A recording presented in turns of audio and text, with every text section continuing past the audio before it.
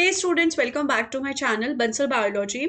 आप यहाँ पर देख सकते हैं कि एक नया वेबसाइट बना है, एक नया एंट्रेंस टेस्ट बना है जो कि बेसिकली यहाँ पर 3 यूनिवर्सिटीज का है, डीयू, जेएनयू, बीएचयू और बीबीएयू का।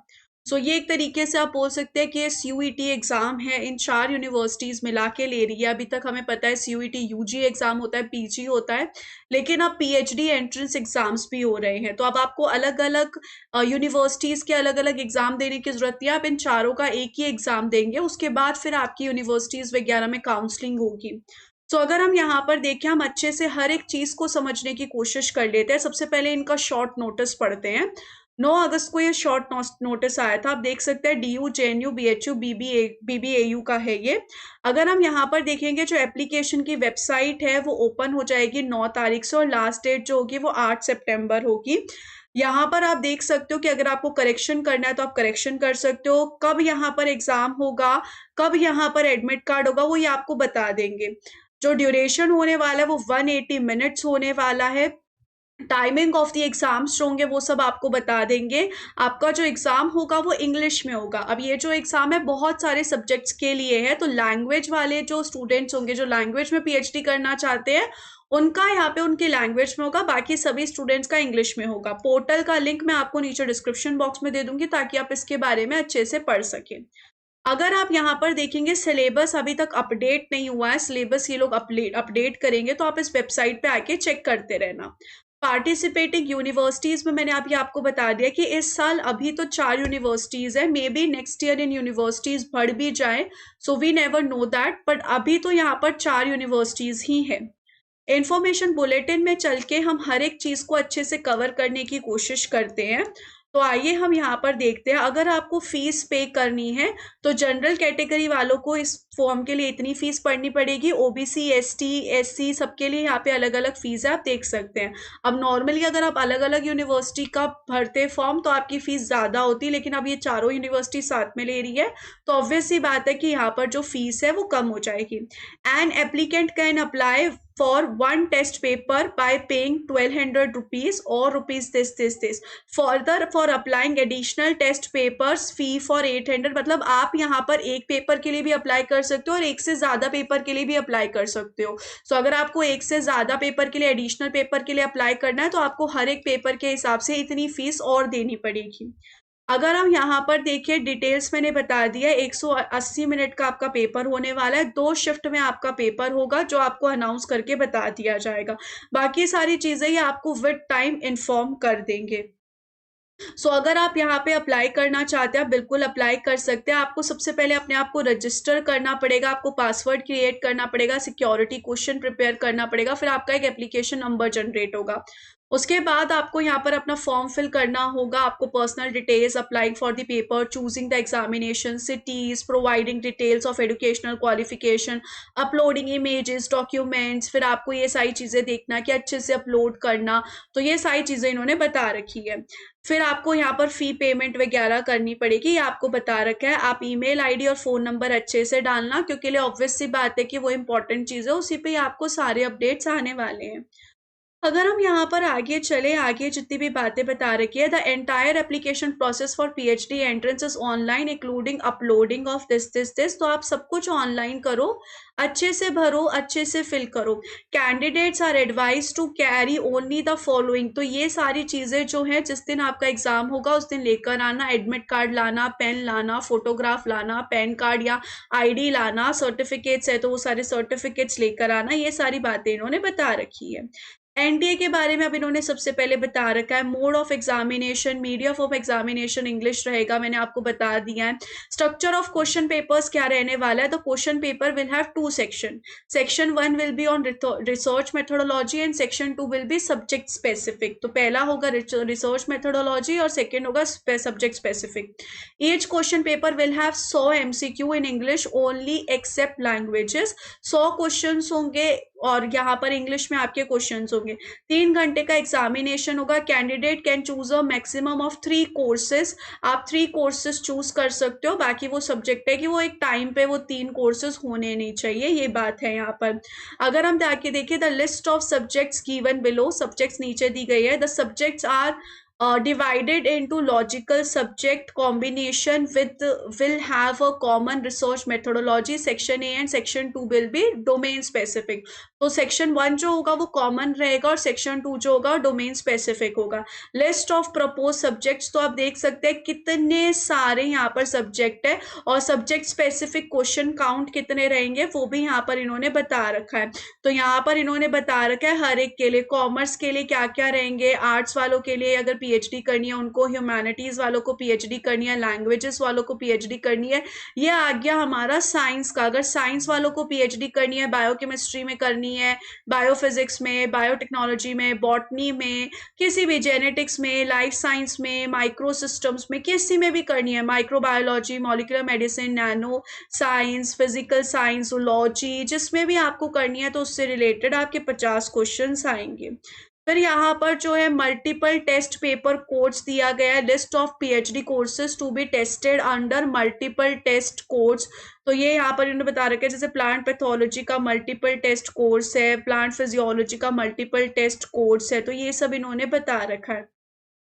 मार्किंग स्कीम होगी कि हर एक क्वेश्चन 4 मार्क्स का होगा और अगर आप इनकरेक्ट देते हो तो एक क्वेश्चन गलत होगा, अगर आप अनअटेम्प्ट करते हो तो कोई क्वेश्चन नहीं होगा. To a question the candidates needs to choose option. However after the process of challenges the answer in case of multiple. ये वही बात है कि एनटीए का जो हमेशा रहता है, अगर उन्होंने कोई गलत क्वेश्चन दिया तो आप उसको चैलेंज कर सकते हो. ये तो एनटीए हर एक एग्जाम में करता ही है.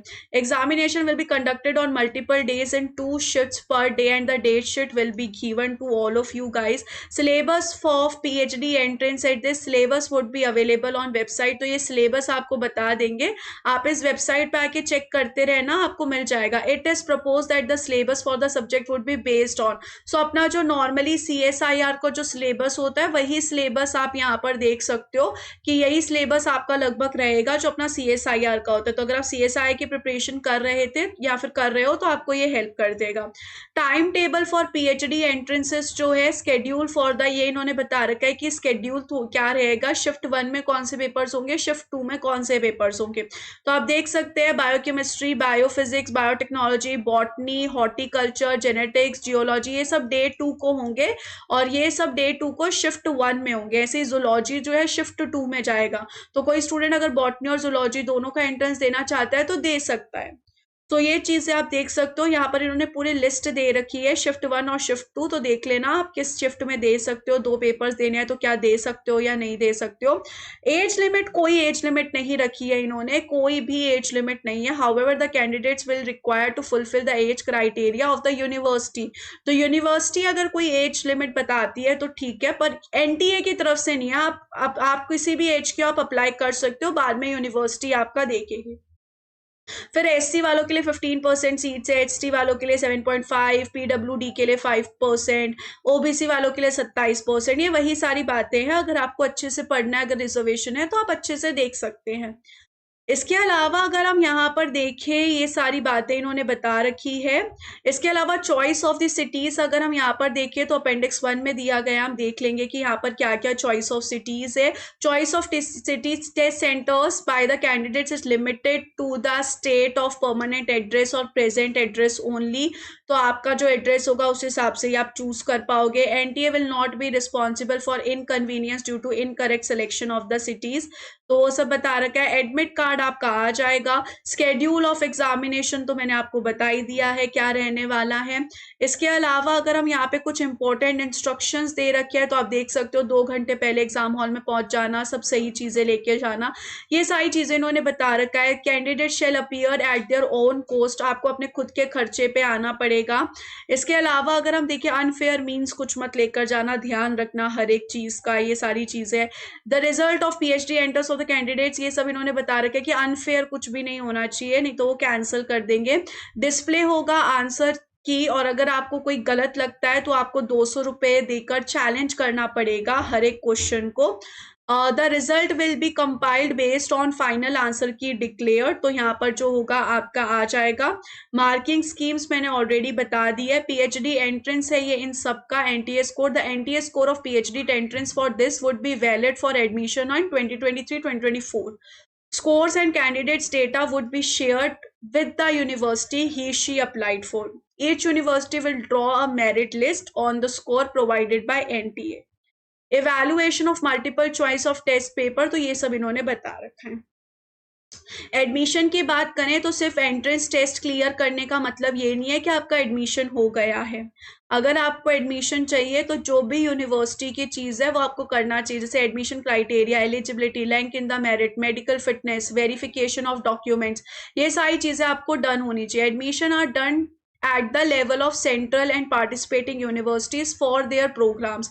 After declaration of the PhD entrance for DU, JNU, BHU, BBA results by NTA, the respective university will declare the counseling, admission schedule and merit list on the PhD entrance test for this. तो ये जो है ना वो आपको बता देंगे कि यहाँ पर हर एक यूनिवर्सिटी का अलग अलग फिर काउंसलिंग वगैरह चलेगा, तो उसमें आपको यहाँ पर काउंसलिंग में जाके बैठना पड़ेगा। वो हर एक इंस्टीट्यूट का हुआ। NTA सिर्फ आपका टेस्ट कंडक्ट करवा रहा है, ये सिर्फ एक पासिंग एग्जाम है।